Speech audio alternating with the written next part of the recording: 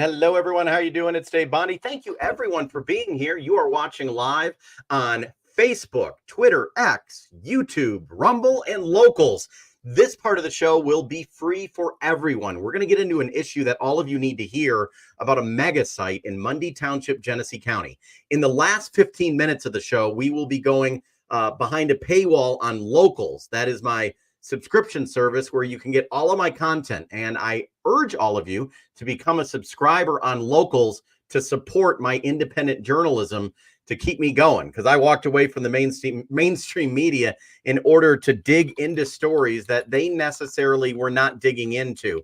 So that's why I am doing this, but I need your support to make that happen. I just put a link on the screen. There should be a link on the screen. You can click that and you get access to the after show party as well, and a whole lot more stories that will get me kicked off Facebook and TikTok if I put them out on there. So anyway, real quick, Mundy Township, Michigan. For those of you who are not in Michigan, let me show you a map real quick. This is Michigan that most of you know right here. This is Michigan. And we're going to zoom in right here to Flint, right near Flint, near the airport. There's an area called Mundy Township, right near Bishop Airport. Land all right around in there. And there's a big project going there called a mega site. What is a mega site? Well, it's a major project. The problem is we don't know exactly what's going to go there. But millions and millions of your tax dollars are going to this. The state of Michigan just approved $250 million to go to what I've been referring to as a mystery project. And there's an expert on this issue on, you would say, I guess, the opposing side, who has been talking to me, talking to people, and I want to bring her in to understand this. And this is an issue that would impact, it could impact all of you across the country, because deals like this are most likely happening in other states across the country. Marjorie, thank you very much for joining. Really appreciate it. Thank you so much, Dave. It's a pleasure as always. So yes, I've had you on before where we went through the very basics of what a mega site is. And this sounds like it's just is it a large parcel of land where they're trying to develop it and pitch it to whatever company or companies they can bring into the state? Sure. Well, it's kind of a new animal. So there's, our technical definitions, and then there's kind of the evolving definition. I believe that the state of Michigan defines a mega site for industrial manufacturing, for industrial development specifically, as 500 acres or larger. And most of these mega site projects that we're looking at across the state do fit that criteria. There's a few exceptions that we don't need to get into. But largely in Michigan, these Michigan mega sites are primarily targeting EV battery manufacturing and semiconductor manufacturing, both of which are incredibly water intensive. Yeah, and the thing is, and there's an issue many people know with Goshen and other parts of the state, but I want to focus on this one. This does not get as much attention as some others, and I think it will be, though, in the near future. Mm-hmm. Let me put up an article from my former competitors at ABC 12. There, okay. Mundy Township megasite gets a $250 million to continue development. So the money, and I always changed headlines when I was working in the news. That's money that just doesn't come out of thin air. That's taxpayer money. I think we forget about that sometimes. Absolutely. That's a straight taxpayer subsidy. 100% of that is coming out of the pockets of Michigan taxpayers. And just to clarify, this was approved by the Michigan Strategic Fund Board, which is an extension of the Michigan Economic Development Corporation. Now, the Michigan Economic Development Corporation is a state agency, correct? It is. So it is a nonprofit, believe it or not. Technically, it is a nonprofit public-private partnership. So that means that they receive funding mechanisms both from the state and also from private investors, which are largely comprised of, the largest corporations. Yeah. This money, though, that $250 million, that is accurate, that it is taxpayer money. It's all taxpayer dollars. Yeah. Okay.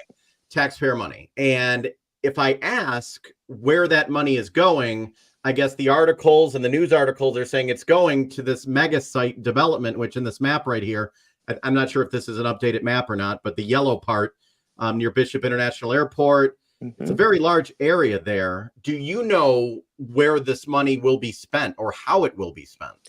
Oh, I certainly don't. I don't know that there necessarily is anybody who knows. Oh, if there is, it would be at the Flint and Genesee group, which of course is the umbrella organization that controls the Flint and Genesee Economic Alliance, which is the local economic, public-private economic development corporation, under the guidance of the MEDC that will be developing this project. Now, this is where it gets interesting, and I believe that you refer to it as a mystery site. Yeah, I say mystery project because usually I worked in television news for 25 years. There's a project.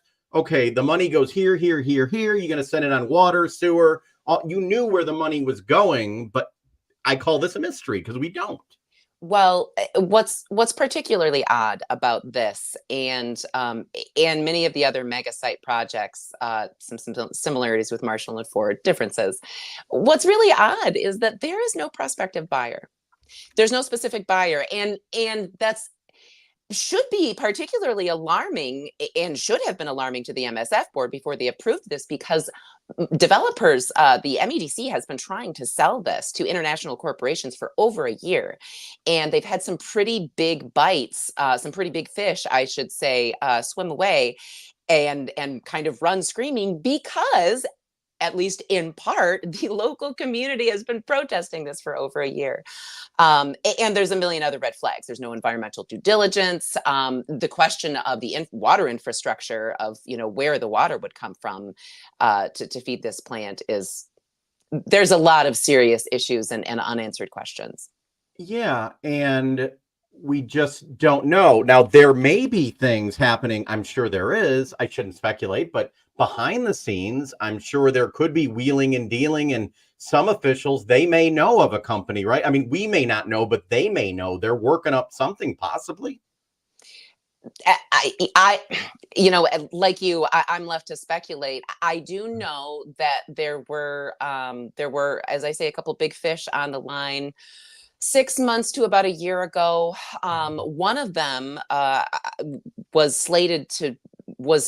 a very, very large manufacturer, semiconductor manufacturer, which was slated to be, I believe, the largest semiconductor plant on this side of the country, possibly in the US, that would have consumed 90 million gallons of water per day. In a multi-billion-dollar factory that did not materialize. So those are, I know that they've had prospective buyers who have run away. Obviously, I'm just like the pro forma and the budget and exactly how the Flint and Genesee group are going to be spending this budget. I'm just left to speculate. Yeah. So as speculation is, I assume they want the site, as you say, when people go house shopping, they want it move-in ready. I don't know if that's a good comparison, but that's probably what I assume they're doing with it. They want it move-in ready, kind of. That's almost precisely the terminology that the MEDC is using. Shovel-ready sites. That's what they are trying to sell to corporations. So this is the idea, and I'm sure that this was part of the behind-the-scenes pitch, is, well, yeah, of course developers are running away because these sites don't even have the right zoning yet. They don't have the infrastructure build out. We have to build out these sites to be industrial sites that are shovel ready, as in ready for the developer to just come in and build their building. So that's the goal. That's what the MEDC and their local economic development corporations are trying to do. The problem I see is this a risk? What if they can't land a big project or a big companies, or they all go to Tennessee or Indiana, and then what happens to all this money we've spent? Right. Or what if they, are able to get a factory off the ground for the first couple of years, but then the market shifts, as we can already see happening in AV, and then we end up with an abandoned factory. Michigan has a lot of towns with abandoned factories. Where would the money go? Again, like the rest of us Michigan taxpayers, I am left to speculate, but I have a feeling that money won't end up going back to the taxpayers, and the profit that individuals made along the way, and that's not tinfoil hat, that's how development works. At every stage of the development process, when a large transaction takes place, individuals get a cut of it. Individuals make a large profit. So last week, a few individuals made a lot of money off of those transactions, and Michigan taxpayers are not seeing those dollars come back to them. When these contracts are written, and you have expertise in this, $250 million. Do they come with stipulations well, I guess this wouldn't matter, but a factory comes to town 2 years later, they drop ship and they leave. And do they have to pay that money back? Or I guess it depends on the project. Sure. Yeah, yes to both. So clawbacks is the technical term that we're looking for here. And, I can talk to you in specific detail about the clawbacks with Goshen, for example, which is, different because that's a specific project and a specific buyer. Yeah. I can't speak to the specific clawbacks in this 250 million funding from the MSF, but they are the same types of grants. So yes, there are going to be clawbacks in there. To the Economic Development Corporation, to the Flint and Genesee Group, that require some type of, proof of progress. Now, Okay. like I said, I'm not exactly sure what those are. That's something that the Mundy grassroots folks, who those of you who are listening, should probably dig in and find out as soon as possible. Yeah. So and the big thing is the major thing, transparency. We don't know, and even those who are in supportive of this, you would think they would want to know more. It seems like they're just blindly trusting government, which is, as we know now, a scary situation to do. Just trust the government. They're here to help. Yeah, that's it precisely. It's a very, like I said, it's a very strange situation. And what I find, personally most concerning, based on my professional experience, is the blatantly heavy-handed sales tactic. This is pretty, from my perspective, this is pretty blatantly just a very, very heavy-handed sales tactics. No, you don't have time to make a decision. You have to do it now. No, there's no time to wait. Climate change is happening. And listen, hey, I am not a climate change. I don't even like the term. I'm not a climate change denialist. I'm not. That's a different conversation. And I'm an environmentalist, right? So I am all for reducing and or stopping the burning of fossil fuels. But this type of sales tactic does not precede a quality product. Right? Like, you don't use this kind of heavy selling tactic if you have a product that is offering and bringing genuine value to your customers. This, I'll put it up on the screen, the 250 million. I think a week ago, this past, or May 21st. It seems like I found out about it the night before. It seems like these pop up just in the middle of the night, or not in the middle of the night, but without very short notice, these things pop up. This would seem like something you would want not just a short notice on. Right.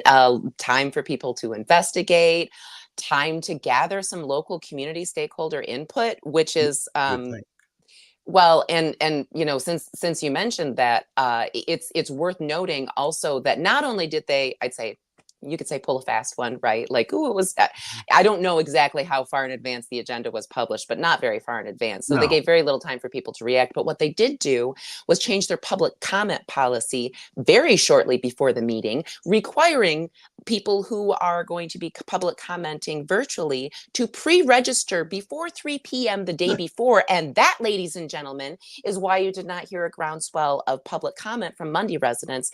By the way, this pre-registration link is buried at the bottom of a web page that nobody knows how to find. That, not related, but that's exactly what Governor Whitmer did during her COVID news conferences. She had to, and then she would vet which reporter would be allowed on the call. But anyway, seems to be a common culture that's spreading. Yeah, that's a whole other story. So, transparency, major issue. So I want to put on the screen, because Chad Young is the manager. He's the Mundy Township manager. Yep. Again, not elected. He's hired by the board to be the township manager. Not elected. And it's long, so bear with me. I want to be fair to him and read what he sent me. And you can read along. I think you can see it here. He says, quote, "I wish to make it abundantly clear that Mundy Township is neither a party." Oh, sorry, my phone's going off. "I wish to make it abundantly clear that Mundy Township is neither a party nor recipient of any of the state grant monies that were approved by the Michigan Strategic Fund at their meeting. To the best of my knowledge, the funding is being made available to pursue additional land acquisition and any expanded professional services that may be necessary. Any further inquiry on the subject is to go to the Flint and Genesee Economic Alliance and Michigan Strategic Fund." So basically, he's saying there that Mundy Township is not getting the money and that they really have nothing to do with this, kind of. Yeah, well, and that's obviously all of that is factually accurate. That Okay. money is not going to Mundy Township. Um, what there's more context, right? Like there always is. And again, I'm not a Mundy Township resident. There are locals who are much greater experts No, on this. exactly. But I was there in Mundy Township last October. When there was a groundswell when their local Genesee Coalition for Clean Water presented to the township board, and I heard Chad Young speak, and I heard the interactions with him and the residents. And Chad has been doing, from my perspective, and I think from the perspective of a lot of residents, has been doing his best to kind of publicly wash his hands of this and say we have nothing to do with this whatsoever. And again, while what he's saying is technically true, there's no monies that are coming into the township. Mundy Town, some Mundy Township board members have signed NDAs with the MEDC in regards to this project. Chad Young has clearly been involved in conversations about this, and it's worth noting to kind of advocate for the lobbying campaign that the local residents did last October and are still pushing and continuing, which is that they asked the Mundy Township board to vote to approve a moratorium on the Mundy mega site for a minimum of a year to insist that proper due diligence be performed. And the board has yet to take that moratorium up or to really honestly even have any serious conversation about residents' concerns. Okay. And one more from him, because I want to give him credit. I've interviewed him before. He came on my show. I give him credit for that. And his point is, in this comment right here, Mundy Township still has not received any application or request seeking approval for a specific project. We remain unaware of any company that has committed to pursuing development, though we have been open to the beginning. There is significant effort being made to market the area and recruit a user. Clearly, the resources that have been made available to those putting the project are substantial. Mundy Township takes the situation and the prospect that a large development may seek permission to locate here seriously. I remain steadfast in my assertion that Mundy Township has taken steps to install a regulatory framework that empowers our elected board of trustees and local planning commission to make a decision that represents the best interests of the community should that time come. And so I know I talk fast, but No, you're great. But when I interviewed him before, his point was, yes, I think there may be wheeling or things going on behind the scenes, which there he said there's not, take him at his word. But he said that at some point, if there is, it'll be put on the agenda. There'll be discussions. You would hope that would be the case. I mean, legal, I think, right? You can't change things, and it would have to go in front of the board. His point is, I guess. There are legal. So certain types of zoning do legally require public hearings, for example. There are some exceptions. That's boring and nerdy, and we don't want to get into it. It's most likely that for a zoning change, right, for that land, that there, Mundy Township's Planning Commission, for example, will be required to make a zoning change, and that will most likely, or multiple zoning changes will likely require public hearing. And I, to be fair, to throw them a bone and also to demonstrate that I do understand local township. Well, I mean, to a certain extent, I understand the basics of local township law, which is what Mundy Township board members have been saying is, listen, we can't do anything to stop something that's not on our desk. We don't have anything on our desk right now to vote for or against, right? We're not, we're just waiting for the MEDC and MSF to tell us who's coming to this project, just like you are. And to a certain extent, that's true. Again, It's also kind of not true because they also haven't yet adopted the moratorium that their residents asked them to adopt. They could also, and I know that local officials don't like doing things like this, but they could also make a big difference by taking a stand about the project publicly in the media.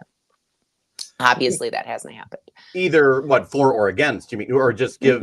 Yeah. Okay. Or simply to say, much like, not to expose them, much like I asked our local Big Rapids mayor here, I just want you to write a letter saying that you have some concerns about these environmental and health issues, right? Not for or against. I just want you to say, hey, these are some valid concerns. We should all take a look at them.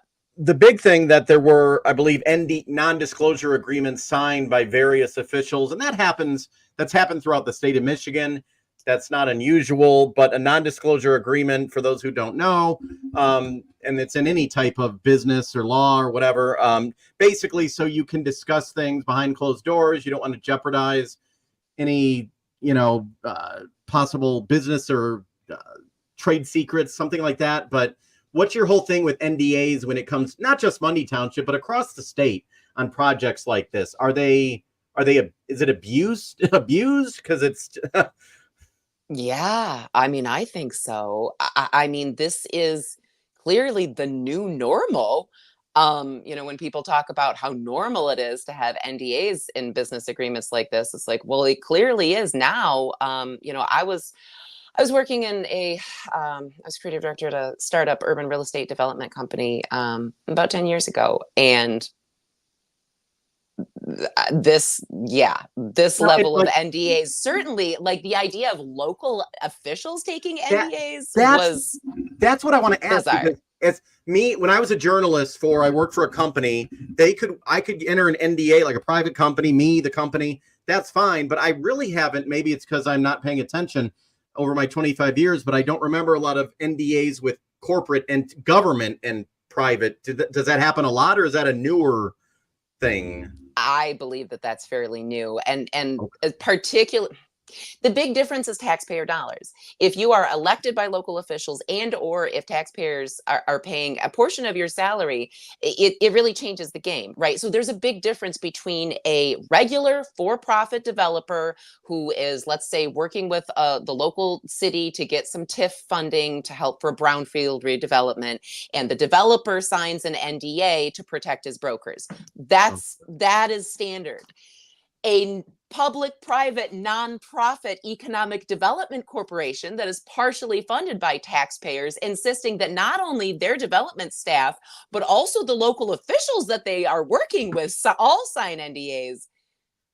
Yeah. It's historically, no, that's not normal. No. Okay. And once again, I interviewed Chad before. He was gracious enough to email me back. Most officials won't give me the time of day, which is good at least. And he said he takes questions and answers from people. When it comes to, like, I've covered city councils before, and so let's say I own a huge company and I want to put my company here. Do I go, it's the state that handling that. I think Chad was right. It's not Mundy Township. So the state, I would deal with the MEDC or the state on this, or what's the name of the group? Sorry. The Flint and Genesee group, or properly the Economic Alliance. Okay, so I deal with them, and then do they drop it on Mundy Township and say, okay, we got a deal, without any talks, or like, and then it's done? If we are to consider Marshall and Big Rapids any kind of model, yeah. So is that is that what happened out there? Really? Did they work the deal behind the scenes, and all of a sudden they dropped it on the local municipalities? Oh yeah, the MEDC and our legislators informed us that we were being blessed with this project by basically passing it. In our case, both for Marshall and for Big Rapids, our legislators had to vote on and pass that funding package, and they did it as quietly and as quickly as possible. And our local township officials went down and lied to them about local community support along the way. Now, that's not. I don't anticipate seeing Mundy Township officials do that. And however, I think that one of the reasons I'm not an expert on the exact funding mechanisms. However, I do think that it's interesting that they got actually more money from the unelected MSF board than either Marshall or Goshen did through the legislature. Goshen got 175 direct cash. I mean, it's almost $1 billion total subsidies, but yeah. And Marshall got over 200, but they were both lower amounts than what Mundy just got, the 250. And I can't help but wonder if there was something that changed with the funding mechanism for this one, that they allowed it to go through the MSF so that it didn't have to be voted on, because again, that local stakeholder input was a critical part of those grants for both Big Rapids and Marshall, and our township officials had to testify to legislators where they did not for that MSF vote. Okay, want to challenge you, and let's say, just want to challenge you. Watching this, there's some people may say, well, she sounds like she's against growth or against business, and some people might say, well, why are you so against growth or business? How do you respond to those people? You might meet them on social media or in person. How would you respond to someone who would say, why are you against growth and business and that. And I know that's not necessarily what it's about, but those Yeah. people will ask those questions. How do you counter that? Sure. Well, it's very similar to the argument that I get against other environmentalists who are like, but why don't you want to save the planet? And I'm like, oh my God. I do. I want to do it a way that's actually going to work. Same with business and economic growth. This is not good growth. These are not good jobs. This is not sustainable growth. This is very, very short-term thinking.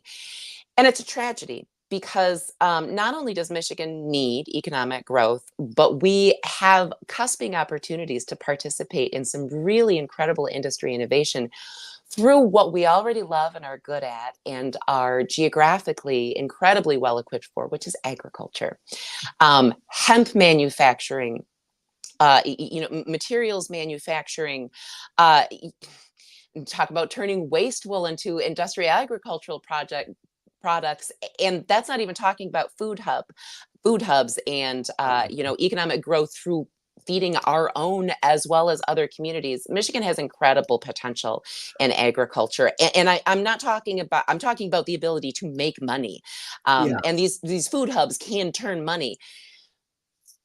I can ramble about it for a long time. The point is, we have good opportunities for good economic growth. This is bad economic growth. It's unsustainable. It's a big, expensive, toxic balloon that is going to pop, and we are going to take centuries to recover from it. Do we know, though? We don't know what's going there, or have they said? And I think I talked to Chad, and I think he said there was talk of EV battery, so forth. Has it been publicly said? And I'll have to research. Have they said that that's what's going there, or that's what's popular? The MEDC has said it will be an EV battery or semiconductor megasite. And again, both of these facilities require millions of gallons of water per day and do have very toxic wastewater. I think, I just looked that up. You're right. That's exactly what they said. Yep. Okay. The site is targeted semiconductor manufacturing, electric vehicle battery assembly. There you go. Okay. Yep. It could be a vehicle assembly as well. Okay. But that industry is in flux right now. Ford Motor Company is pulling back on EVs and so forth. So, not to mention that the leader of the industry, Toyota, has basically run screaming from EV and towards hydro internal combustion, which is interesting. I'm going to throw something out there. Being still a journalist, I lean conservatively, but I will go after Democrats and Republicans. How much of this, having this money thrown out there, is it political? How much would it be great if the governor in October could have a ribbon cutting with the president and so forth? How much is political? Because that'd be a good look, to be opening a multi-billion-dollar, a company or something like that. I've learned that a lot of it is political at times. Everything's political. Right. Well, I would certainly not be the first person to observe that Governor Whitmer is pretty clearly trying to stack herself up for a presidential candidate. I don't know whether to replace Biden this cycle or to run the next cycle. She's I think it's pretty clear that she's been cozying up with the Biden administration to try to do, exactly something like that. However, I think it's grossly backfiring on her. And, being in Michigan the last several elections has been really interesting. And I got to tell you, as an independent, I have a dog in the fight, just not in either political party. No. It is not looking for good for the Democrats in Michigan right now. Yeah. And let me get away from that. With this project, there's been no environmental impact studies done that we know of, or no? No, there has been no environmental impact study in Mundy. To my knowledge, I'm not aware of any environmental assessment, which is just a very, much less intensive baseline. I'm not aware of anything that has been done. No water studies on even where the water tables and the aquifers even are right now. Is it not fair to argue that point? Because is that something that when the agreement, then they would do it? Like, I remember covering a story when a Walmart came to town as part of the proposal with city council. Then they started studying and so forth. Or is the problem, is all of this done before, like, sign and sealed, before we even have a chance to do these studies? And it sounds like new territory, really. Well, it is, because they're changing the rules of the game.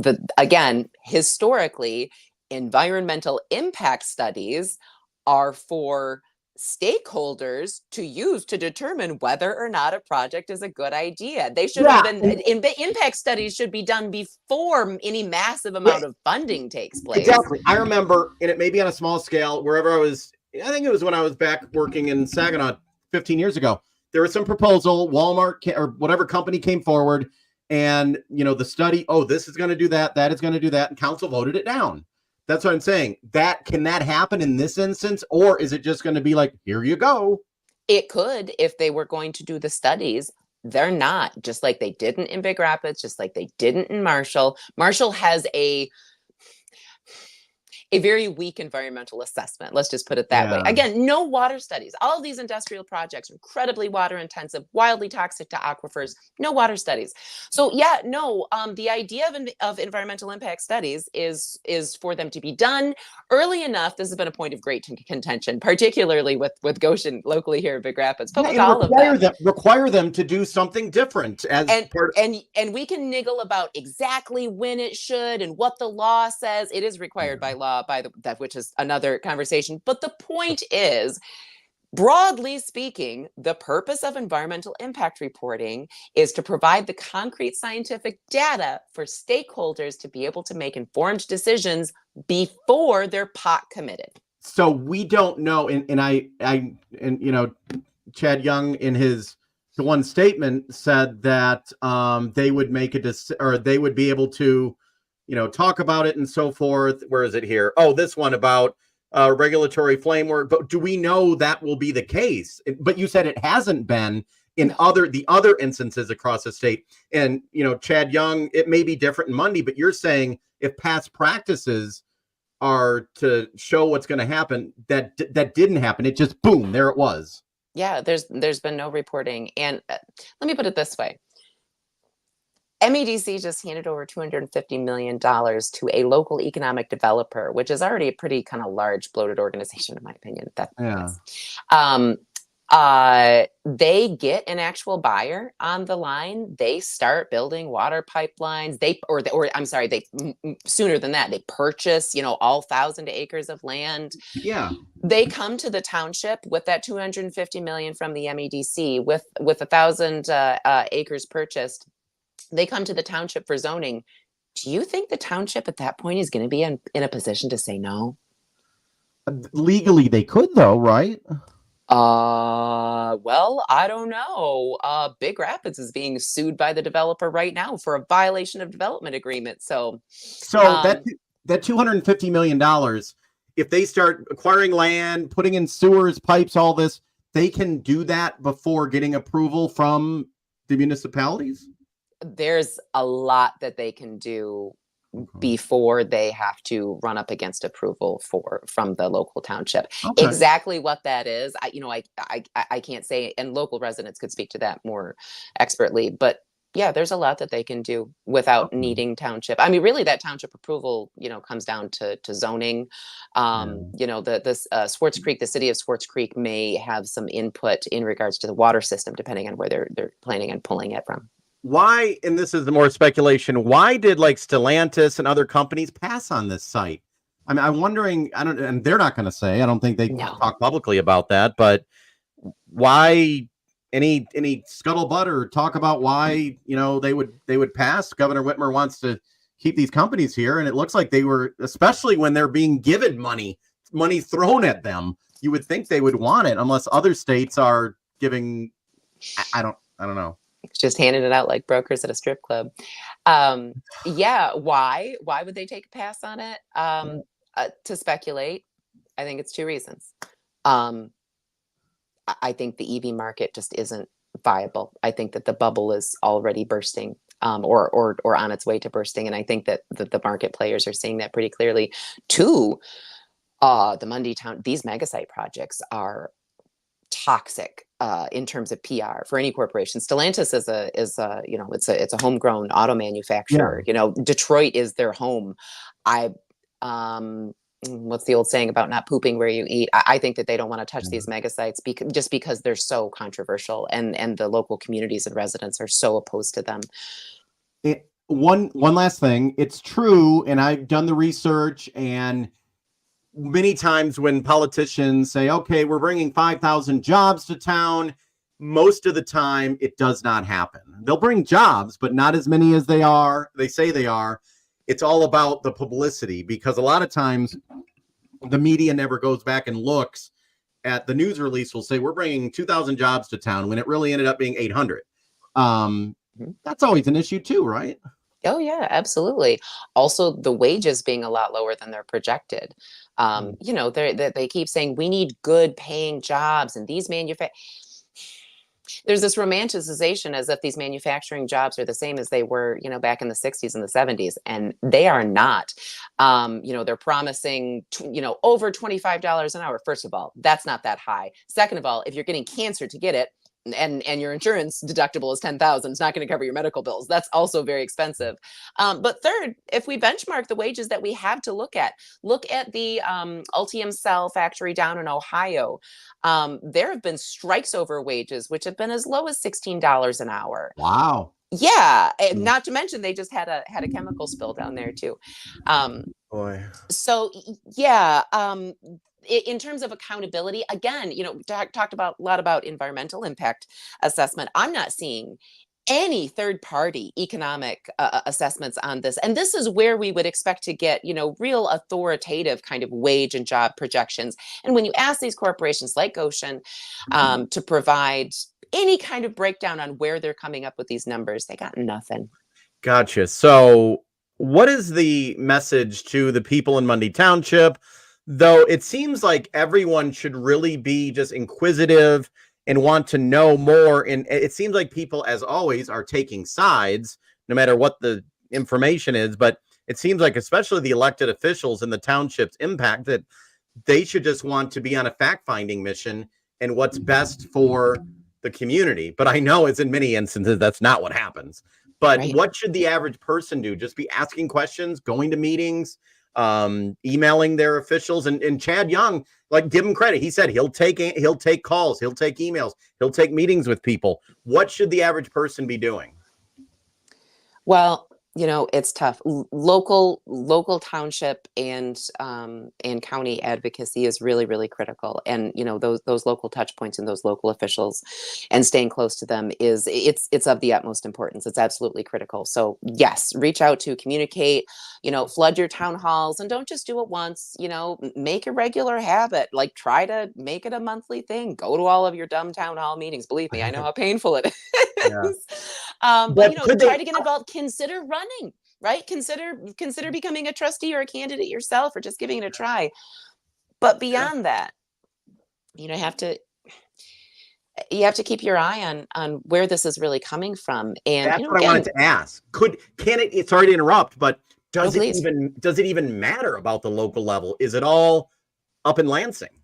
It all matters. And that's Okay. one of the things about this project, about these types of projects in this situation, that has been just so demoralizing and exhausting to, you know, to those of us who've been in the fight, because you have to be everywhere all at once and do everything all at once in order to fight it. And so, yeah, your local officials, it's so important to stay close to them, regardless of where you're at. Even if your community isn't facing a mega site, if you want to make sure that it doesn't, you need to be going to your town hall meetings.